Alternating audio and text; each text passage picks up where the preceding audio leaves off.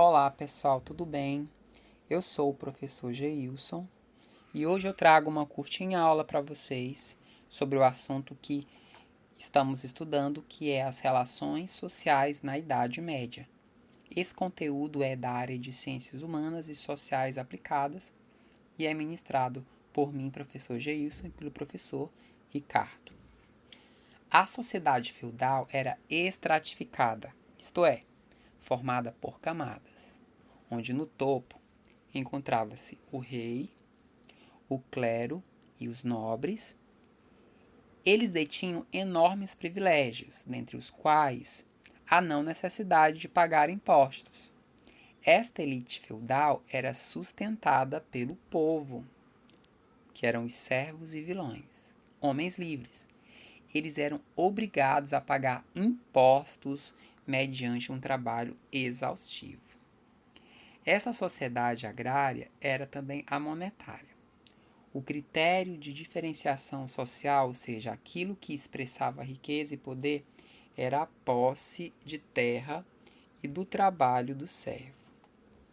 Deste modo, o senhor, dono das terras, se via numa situação de extremo privilégio, no qual lhe era permitido expropriar, ou seja, retirar o fruto do trabalho de seus servos, sendo também sustentado por eles.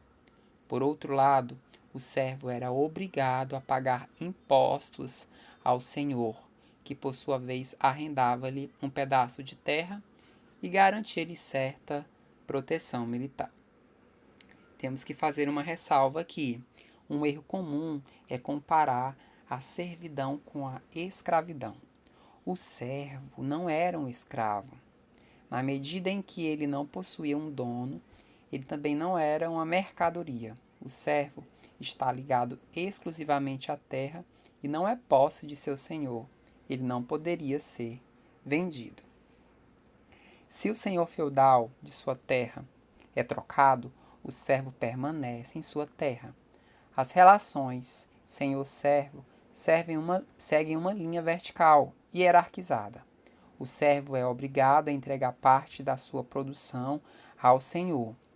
E é isto o que prende o servo, o camponês à terra, além, é claro, da necessidade de sobreviver dela. Esta situação do servo, de certo modo, lhe dava alguma segurança, uma vez que ele não podia ser arrancado de sua terra. Assim, o camponês podia sempre contar com um pedaço de terra para sustentar a sua família. Durante a Idade Média, a terra tinha um grande significado. Deste modo, tornou-se comum a concessão de terras em troca de serviços prestados. Esta concessão dava-se entre os nobres.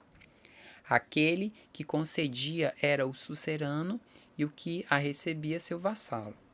Construía-se entre os dois uma relação horizontal de ajuda mútua.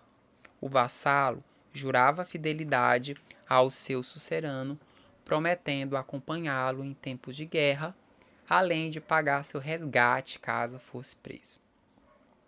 O sucerano comprometia-se a proteger militarmente o vassalo e conferir-lhe o direito de posse daquela terra.